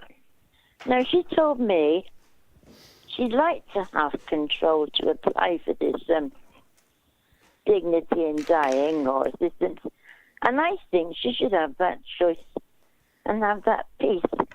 We're not religious, George, and I do think there should be safeguards, but I wanted to discuss that with you. Yeah, unfortunately, we don't have a lot of time to do it justice, but my quick-fire responses would be this, Norma. First of all, it's a disgrace that she's in pain. There are plenty of methods by which medical science can reduce and eliminate pain. It's even worse that we have an NHS so distraught that an elderly woman cannot have her hip properly attended to. If I may say so, it's equally disgraceful that she's on her own. Nobody needs to be on their own. People have got a responsibility in families to look after their elderly as their elderly looked after them. And if there are no relatives to look after their elderly, then the society as a whole has the means and should have the motivation to collectively look after that small number of old people who don't have children and grandchildren, who should be discharging their responsibilities towards their elderly. But the safeguards are, of course, the bone that sticks in the throat. Because, as I said when I last spoke about this, Norma, it's very easy to make an old person feel that they are a burden and that they'll be doing everybody a favour, their family, the taxpayer, the carers. They'll be doing them a favour if they can just shuffle off this mortal coil. But that is the pathway to hell, because then you get people manipulating the chronically ill, the old, encouraging them to feel that they are a burden, manipulating them into feeling that they are a burden, when they should be no such thing. They should be an asset to the community. Look at you, for example. Have you any idea how beloved you are on this show amongst this audience? You're not a burden to us. You are an asset to us. Well, that's a fact. I'm not very well, you are George. an asset to us. It's absolutely the case that people miss you when you don't call the show. It's absolutely the case that when you're on the show, you almost always say something that makes people think. So you're not a burden, you're an asset. My mother, God preserve her, is almost 90 years old. She's not a burden. She's an asset to all of her children and grandchildren, because she's a talking history book of the war, of the years after the war, of Ireland and all the other things that she knows so much about. Old people are precious, not something to be hurried along in the interests of others. But we'll talk about it more, I promise you, Norma, when the bill comes properly before Parliament. Now, just while I get my good wife into the studio, take a look at this Have It Out with Galloway promo. Stay tuned.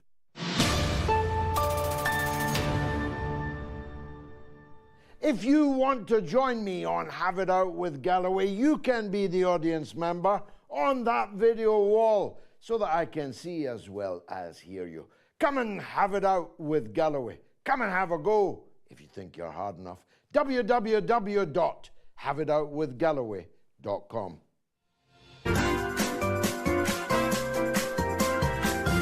You are listening to the mother of all talk shows with George Galloway.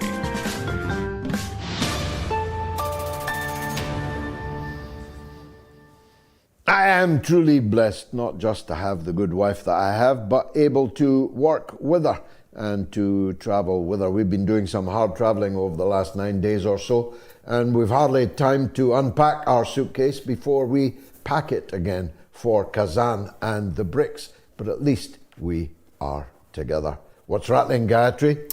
Tonight's monologue had the hairs on my arms standing on their ends. You outdid yourself there, Gigi, and the Russians are also to blame, by the way, for killing JFK and MLK. And it is even rumored that Jack the Ripper was a Russian. This is from Dr. Ray Higginson. He was Polish. Jack the Ripper was a Polish Jewish immigrant in the East End. The DNA says so. Don't dare try and blame Jack the Ripper on the Russians. They've got enough to contend with. Speaking of Russians, you're gonna love this one. Tom Orr says, I am old enough to remember when the Russians got our free meal stopped at school. It's been all downhill since then. They stole the milk from the school children. These Russians are never done harming us. Oh, goodness. The fact that they never actually give a second's thought to Britain is not something that the British ruling elite ever want to consider, because it shows just what a flea on the arse of an elephant this country and its government actually is. No. Don't get me started again. I'm so angry. You know, they say it was a good monologue. Thanks very much for that. I had no idea what I was going to say in that monologue until I said it. And something overcame me. I had to give the head of MI5 both barrels. He's probably got Mr. Bean standing outside the front door right now. What else is rattling, Gayatri? Oh, goodness. You touched upon Cyprus earlier. Now, John Paul is right there emailing us. Every 2 hours, large planes are flying into Israel. You can clearly see it flies up and then it takes a hard left into Gaza or Tel Aviv. One day, I was in Pisori and I saw 12 surveillance planes coming back from Israel, landing in Paphos. And that's not even part of the British base. They're just flying in and out of there with their big cargoes. And the Brits are basically supplying all the drop-offs for the US. And it seems that poor Cyprus is just an open target. And if I was Lebanese, John Paul says, or Palestinian or Iranian, then this is the first place I would strike, cut off the head of the snake. You know, I never want to say that. I don't even know who the government of Cyprus is. I have no particular animus towards them, therefore. But the truth is, it's not just the British base, Akrotiri. As John Paul just told you, it's coming into Paphos also, which has nothing to do with the British. No. This is the Cypriot government that is actively participating in an American-Israeli war against its neighbours. Now, you'll be very lucky indeed if those neighbours don't finally conclude, hey, we better put something up the jumper of Cyprus because it's being used to kill our people. So many people, Gayatri, think that war is a one-way street, that the empire never strikes back. God forbid they're going to discover that's not true. No. Rob Bronx, he watched your interview yesterday with Colonel David Davis, which was very interesting. You spoke about Daniel Davis. Daniel Davis. Yeah, David Davis is the Tory not him. But it was a good interview, wasn't it? It was a very good interview, yes. He's a very smart guy, Daniel Davis. He's a former US military guy. He's got a great podcast, and I was the guest on it. Yeah. Gayatri did the filming. And I haven't watched it back yet, but I thought it went really well. It was very good, and you touched upon the nuclear war principles, which they were interested to hear from you from a British perspective. So, Rob Bronx puts it, George Galloway hits a grand slam on the Dana Davis deep dive program. In baseball, a grand slam is a home run hit when all three bases are occupied, scoring 4 runs and giving the batter 4 RBIs. It's the most runs that can be scored in a single play, and that's why I love George Galloway. How lovely. And it's a tutorial on baseball. Exactly. Because over here, none of us know anything about baseball. We do not. In fact, we call it rounders. It's a game for little girls, but say, the Americans and us, two people divided by a common language. Tomatoes, let's call the whole thing off. Finally, the poll. Will Netanyahu bring about World War III? This is a wonderful name. I mean, some of your audience members, they've come up with the most original names, right? So this one is called the Global Comrades of the Great George Galloway Society. What's the acronym? You better check it out. Sometimes the acronym is deliberate. Fine. But the name is great. And he says, there is a possibility, but Netanyahu is now a liability. His insane behavior is not winning anyone over worldwide. The way he is going there will be no Israel, as he is desperately trying to save his own skin to the detriment of all others. And whilst the majority of the voters, polled yes, he will bring about World War III, but this is right. It's for his own skin, because as soon as the war is over, he'll get into jail for his own I think the colony crimes. is falling apart. I mean, Ben Gvir, the maniac, who has spent all this time whipping up these fanatic illegal settlers in the West Bank, had to pull his knife today on a mob of settlers that were trying to kill him. We had our our caller from Canada, postulate that perhaps Gallant, the defense minister, is actually dead because he's not been seen and has not kept appointments.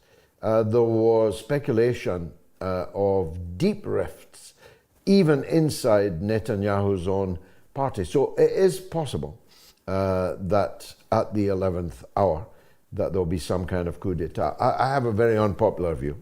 I wish that the Israeli military would stage a coup d'etat in Israel and march Netanyahu off to the jail, and at least, people may be scratching their heads, at least people who know what the consequences of all these wars may very well turn out to be, would be in charge. So democracy, shamocracy, come on generals, take power in Israel. That, I think, could only be an improvement. Anything else? Last? One or two? One or two. Okay, let's continue on this World War III scenario, because people have been emailing in about Iran. Tony says, Iran must obtain nuclear weapons one day, one way or the other.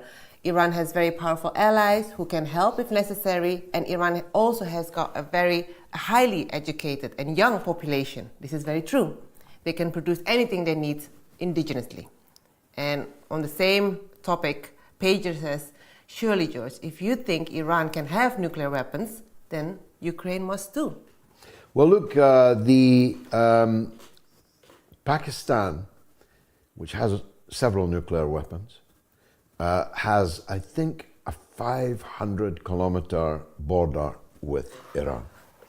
It is unconscionable to imagine that Pakistan, a Muslim country, which stands foursquare with Iran in this confrontation with Israel, has not or would not help Iran to develop a nuclear bomb. Russia has the closest possible relationship now with Iran. China too.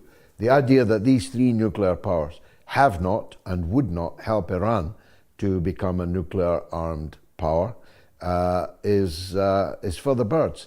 So I'm against nuclear weapons. I've been arrested and carted off to jail for opposing nuclear weapons.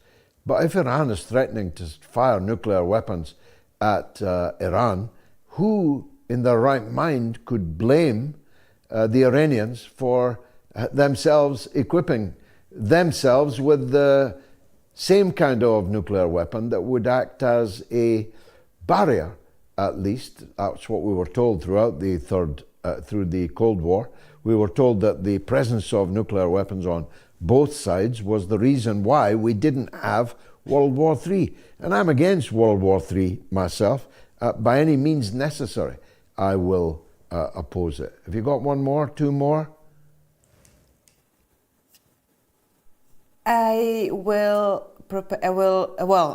People love Professor Lowkey. I insist on calling him Professor Lowkey. He is an encyclopedia, he's a brain book, he's everything. So that was lots and lots of wonderful comments. I adopted him tonight on the screen. I don't know if you... And hence I adopted him. No, I wish he was my son. His own father must be very proud of him. This is a young man who started life as a rapper, as a hip-hop artist. He should be teaching at Harvard. He should be teaching at Oxford University. He should be the mayor of London. He should be a minister in the government. He should be a big voice in the parliament. This is a young man who, by his own study, nobody else, no fancy, expensive education for Lowkey, you know, by his own autodidactic efforts, has become one of the great minds of this country at this time. And he has a memory. I mean, I've got a good memory, but his knocks mine into a cocked hat. You see a bit of yourself in him. Well, I do. That's why I called him son. Jackson Hinkle used to be my son. He's gone a bit wayward, actually. But even when your son goes wayward, he's still your son. Well, actually, people were emailing in asking about this pledging allegiance to Israel, and he answered that, not knowing you would ask him about this, the Tory candidate to become the leader. He didn't know one word of what I was going to ask him. He had every right to imagine I was going to ask him about Israel, Palestine, Lebanon, Iran.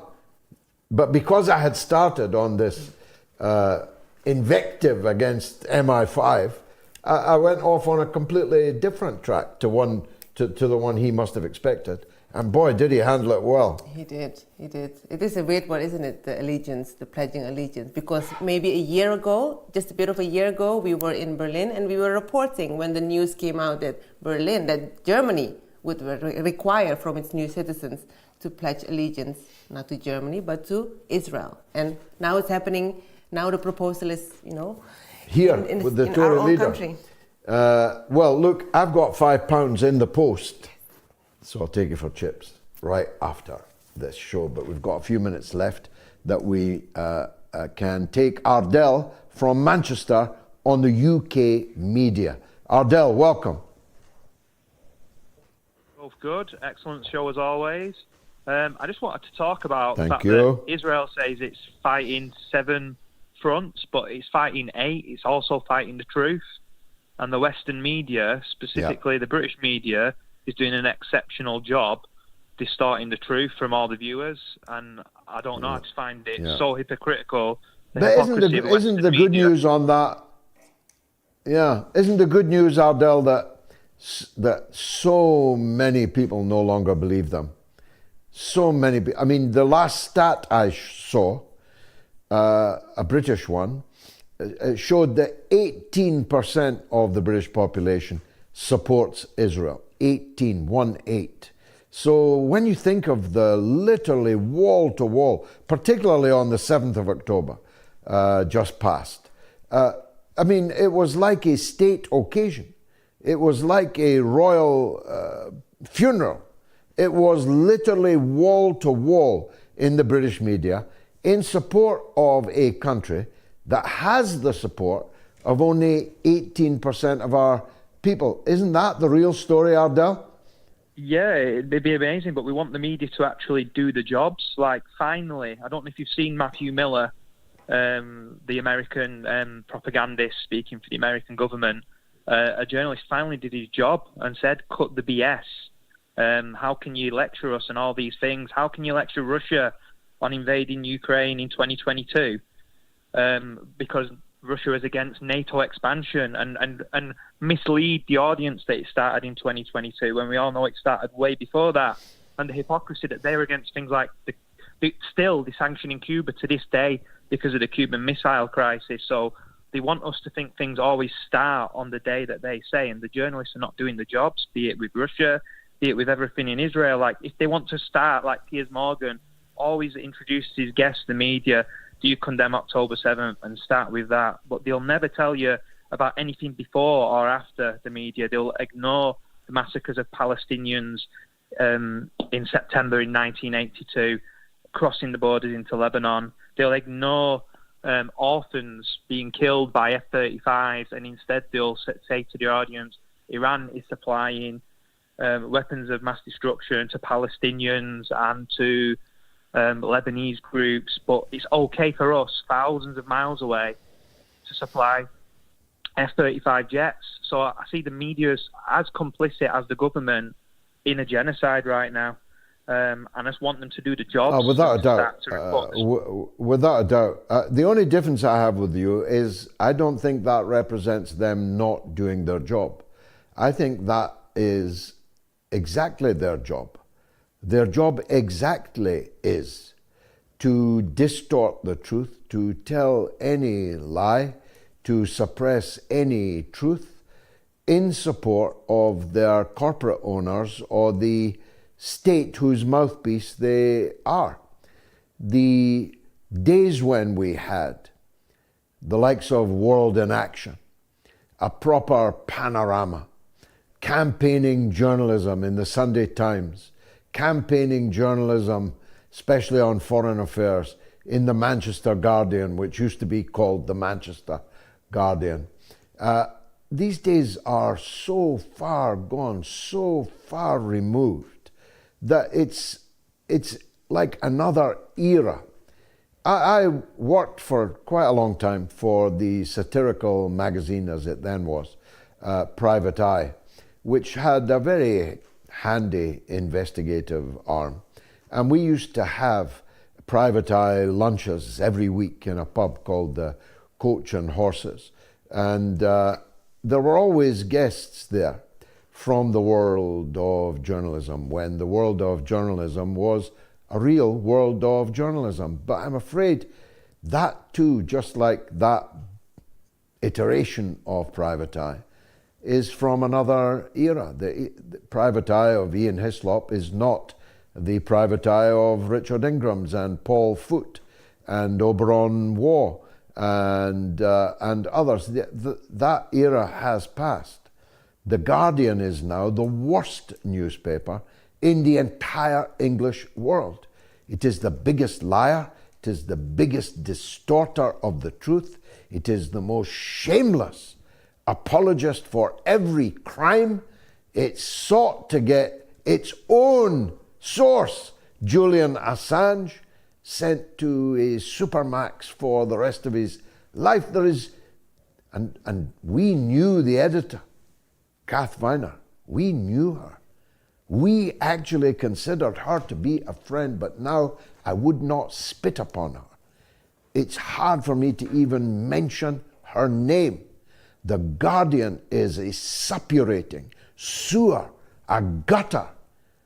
And the other newspapers, well, even if they're still coming out, nobody reads them. The Daily Express. Who buys the Daily Express? Nobody. These newspapers are being kept alive artificially by billionaire corporates for their own private purposes, not to educate, to inform. And the TV is no better. And I can honestly say you, I mean, we listen to the radio a lot in the car, and we're in the car a lot. When on the hour the news comes on, we immediately turn the volume down. We don't want to hear the news as evinced by these liars, this giant lie machine, this industrialized, mechanized mendacity, which is the so-called mainstream media. So equally complicit, more complicit is what I would say. Ram Hasib says, Mr. Galloway, good luck tonight. I thought you were outstanding with your interview with Daniel Davis. Thank you for that, Ram. I do commend it to everyone. Look it up. The interview is online on YouTube. And Rob Oz, with the comment of the night, says, British intelligence is an oxymoron. Now look, this is John Lennon's birthday. It's also his son, Sean Ono Lennon's birthday. Imagine that. And you can't celebrate John Lennon without imagining the world that John imagined. And then imagine how far away from it we are now. David in Alabama has the last word on the late and great John Lennon. Go ahead, David. Yes, George. Thank you for taking my call. You're the greatest, man. God bless you. I just wanted to say, I can only imagine the peace rallies that you and John could put together. And I also can just imagine you and John riding in on the first truck when the siege is broken in Gaza. Just what a sight to see that would be. It would just be amazing. And thank you for the opportunity to call and say that. Thank you for doing it, David. I appreciate it very much. When I took a red London bus from Big Ben in London to Baghdad in 1999, an old-fashioned red London Routemaster bus with 11 or 12 hardy colleagues. It was a very difficult journey. But we were received in Baghdad when we arrived some 43 days later by the biggest crowd of foreign people ever to welcome any Britishers, ever, in the whole history of these islands. And our Red London bus was playing 2 songs. All you need is love and give peace a chance. Both of them co-written by the great John Lennon, whose birthday is today.